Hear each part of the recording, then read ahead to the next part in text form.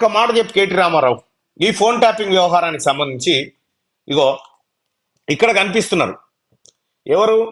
ఈ phone tapping కు మీకు ఏం సంబంధం లేదన్న మాట మాట్లాడుతూ ఉన్నారు కదా. నాకు ఒక్క మాట చెప్పు, ఇప్పుడు ప్రభాకర్ రావు ట్యాపింగ్ సమాచారం చేరవేసింది ఎవరికయా? మీ అయ్యకు, హ్యాపీ రావుకు, నీకు, హరీష్ రావుకు, ఆ నవీన్ రావుకు, ఆ తర్వాత రాజశేఖర్ రెడ్డి ఆయన వీళ్ళకు ఓఎస్డికి, సీఎం ఓఎస్డికి అందజేసింది. వీళ్ళకే కదా అందజేసింది. అందజేసినోడు ప్రభాకర్ రావు, ఫోన్ ట్యాప్ చేసినోడు ప్రణీత్ రావు. ఇట్లా ఈ రకంగా మీరంతా కలిసి ఫోన్లు ట్యాపింగ్ చేసుకుంటూ ఈ భుజంగరావు అంటోని పెట్టుకొని, తిరుపతి అన్నని పెట్టుకొని, నరసింహరావును పెట్టుకొని, రాధాకిషన్ రావును పెట్టుకొని, వేణుగోపాలరావును పెట్టుకొని, సంపత్ రావును పెట్టుకొని, శివకుమార్ను పెట్టుకొని, శ్రవణ్ రావును పెట్టుకొని మీరంతా ఆడింది మామూలు ఏదో చిన్న విషయం అనేది తిరిగే చెప్తా ఉండు.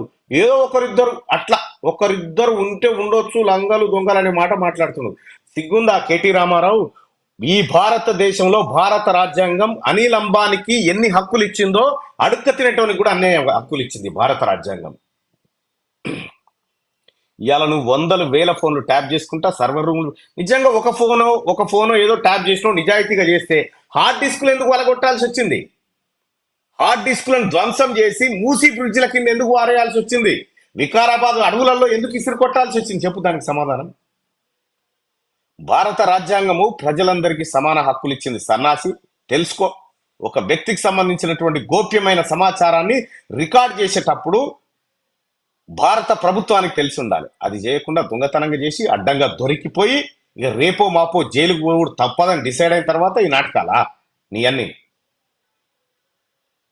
ఆడ కాళేశ్వరం కాడ కూడా గదే కథ. ఏదో ఒక పిల్లర్ ఇట్ట దశకితే దాన్ని బాగా చేయలేక, ఏదో కాళేశ్వరం ఇట్లా దశకితే బాగా చేయన్నట. ఈ ఫోన్ ట్యాపింగ్ లేదు రాబాయి అంటే ఏదో ఒకరిద్దరికి చేస్తే ఒకరిద్దరా మీరు చేసిన కథ? కేటీ రామారావు, నువ్వు అనుకుంటున్నావేమో తెలంగాణ సమాజం ఎత్తుకునే కాడికి మీ కుటుంబాన్ని ఎత్తుకుంది, ఇప్పుడు ఎత్తుకున్నోళ్ళని ఎత్తేసి కొడుతుంది. తెలంగాణ ప్రజల ఆత్మగౌరవం మీద కాలు పెట్టిరు మీరంతా, మీ కుటుంబం. మీకు శిక్ష తప్పదు, మీ కుటుంబం జైలు పాలు కాక తప్పదు.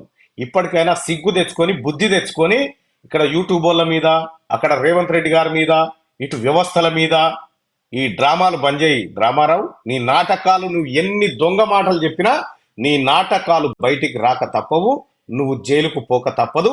మీ కాందానంతా, మీ దసరా పండుగ, మీ ఉగాది పండుగ అంతా ఇంటిల్లాదులు జైల్లోనే చేసుకుందరు. మీ చెల్లె మొత్తం తెలంగాణ రాష్ట్రం నుంచి మొట్టమొదటి మహిళా పొలిటీషియన్ తిహార్ జైలు అడుగు పెడతాది. ఈ తెలంగాణ ఘనకీర్త్యా? నాకు తెలిసి నువ్వు కూడా ఉండవు. ఈ పార్లమెంట్ ఎన్నికలు అయిన మరుక్షణమే ప్రత్యేక విమానంలో నువ్వు అమెరికాకు వారిపోతావు తమ్మి. ఇప్పటికే మీరు డాలాస్ లో కొన్న 100 ఎకరాల భూములు కానీ, ఆస్తులు కానీ ఇవన్నీ సమాజం ముంగట్టున్నాయి. తప్పకుండా నీకు శిక్ష తప్పదు. తెలంగాణ సమాజం అన్ని చూస్తుంది.